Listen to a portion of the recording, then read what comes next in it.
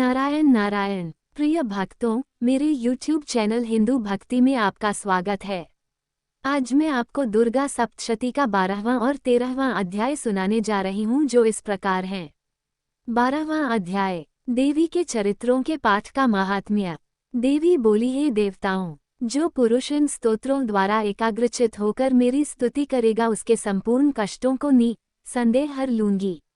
मधुकेटभ के नाश, महिषासुर के वध और शुंभ तथा निशुंभ के वध की जो मनुष्य कथा कहेगी, मेरे महात्म्य को अष्टमी, चतुर्दशी व नवमी के दिन एकाग्रचित से भक्तिपूर्वक सुनेगी, उनको कभी कोई पाप न रहेगा।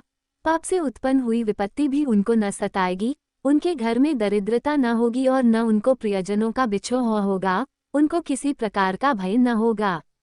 इसीलिए प्रत्येक मनुष्य को भक्तिपूर्वक मेरे इस कल्याणकारक महात्म्य को सदा पढ़ना और सुनना चाहिए। मेरा यह महात्म्य महामारी से उत्पन्न हुए संपूर्ण उपद्रवों को एवं 3 प्रकार के उत्पातों को शांत कर देता है। जिस घर व मंदिर में या जिस स्थान पर मेरा ये स्तोत्र विधि पूर्वक पढ़ा जाता है, उस स्थान का मैं कभी भी त्याग नहीं करती और वहाँ सदा ही मेरा निवास रहता है। बलिदान, पूजा, होम तथा महोत्सवों में मेरा ये चरित्र उच्चारण करना तथा सुनना चाहिए। हवन या पूजन मनुष्य जानकर या बिना जाने करे, मैं उसे तुरंत ग्रहण कर लेती हूँ और शरद काल में प्रत्येक वर्ष जो महापूजा की जाती है, उनमें मनुष्य भक्तिपूर्वक मेरा यह महात्म्य सुनकर सब विपत्तियों से छूट जाता है और धन, धान्य तथा पुत्रादि से संपन्न हो जाता है। और मेरे इस महात्म्य व कथाओं इत्यादि को सुनकर मनुष्य निर्भय हो जाता है और महात्म्य के श्रवण करने वालों के शत्रु नष्ट हो जाते हैं तथा कल्याण की प्राप्ति है और उनका कुल आनंदित हो जाता है। सब कष्ट शांत हो जाते हैं तथा भयंकर स्वप्न दिखाई देना तथा घरेलू दुख इत्यादि सब मिट जाते हैं। बालगृहों में ग्रसित बालकों के लिए यह मेरा महात्म्य परम शांति देने वाला है। मनुष्यों में फूट पड़ने पर यह भली भांति मित्रता करवाने वाला है। मेरा यह महात्म्य मनुष्यों को मेरी जैसी सामर्थ्य की प्राप्ति करवाने वाला है। पशु, पुष्प, अर्घ्य, धूप, गंध, दीपक इत्यादि सामग्रियों द्वारा पूजन करने से, ब्राह्मण को भोजन करा के हवन करके, प्रतिदिन अभिषेक करके, नाना प्रकार के भोगों को अर्पण करके और प्रत्येक वर्ष दान इत्यादि करके जो मेरी आराधना की जाती है और उससे मैं जैसी प्रसन्न हो जाती हूँ, वैसी प्रसन्न मैं इस चरित्र के सुनने से हो जाती हूँ। यह महात्म्य श्रवण करने पर पापों को हर लेता है तथा आरोग्य प्रदान करता है। मेरे प्रादुर्भाव का कीर्तन दुष्ट प्राणियों से रक्षा करने वाला है, युद्ध में दुष्ट दैत्यों का संहार करने वाला है। इसके सुनने से मनुष्य को शत्रुओं का भय नहीं रहता। हे देवताओं, तुमने जो मेरी स्तुति की है अथवा ब्रह्मा जी ने जो मेरी स्तुति की है, वो मनुष्यों को कल्याणमयी बुद्धि प्रदान करने वाली है।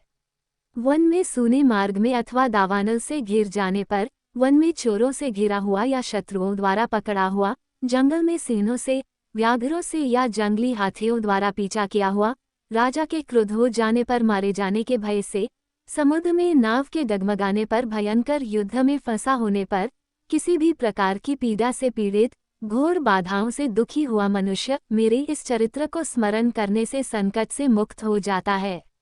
मेरे प्रभाव से सिंह, चोर या शत्रु इत्यादि दूर भाग जाते हैं और पास नहीं आते।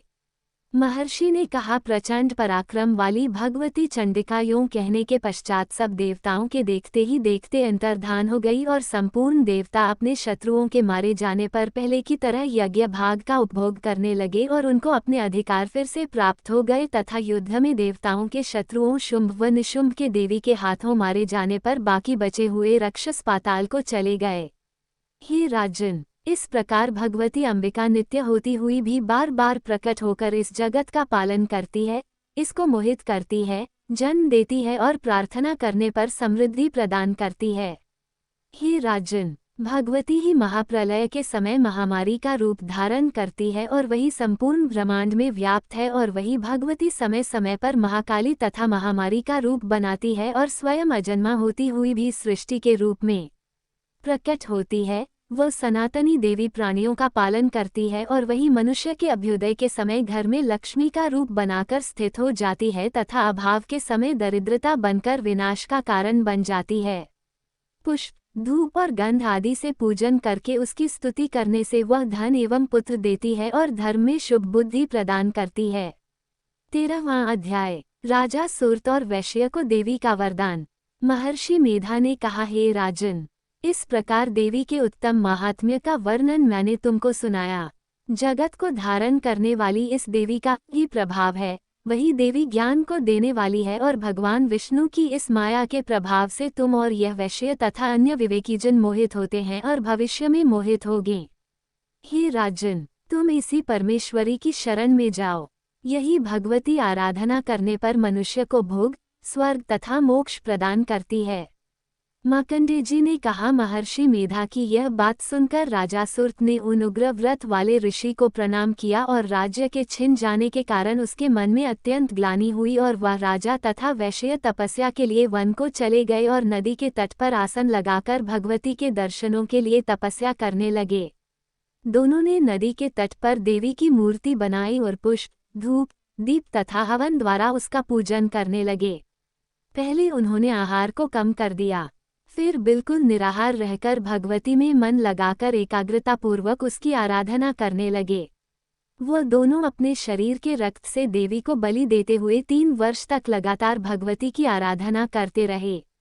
3 वर्ष के पश्चात जगत का पालन करने वाली चंडिका ने उनको प्रत्यक्ष दर्शन देकर कहा, देवी बोली, हे राजन तथा अपने कुल को प्रसन्न करने वाले वैश्य, तुम जिस वर की इच्छा रखते हो वह मुझसे मांगो, वह वर मैं तुमको दूंगी क्योंकि मैं तुम पर अत्यंत प्रसन्न हूँ।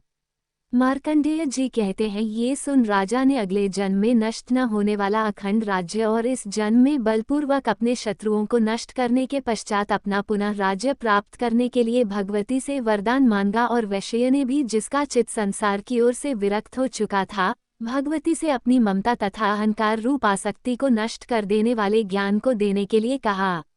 देवी ने कहा, हे राजन, तुम शीघ्र ही अपने शत्रुओं को मारकर पुनः अपना राज्य प्राप्त कर लोगे। तुम्हारा राज्य स्थिर रहने वाला होगा। फिर मृत्यु के पश्चात आप सूर्यदेव के अंश से जन्म लेकर सावर्णिक मनु के नाम से इस पृथ्वी पर ख्याति को प्राप्त होगे। हे वैश्य, कुल में श्रेष्ठ, आपने जो मुझसे वर मांगा है वह आपको देती हूँ। आपको मोक्ष को देने वाले ज्ञान की प्राप्ति होगी।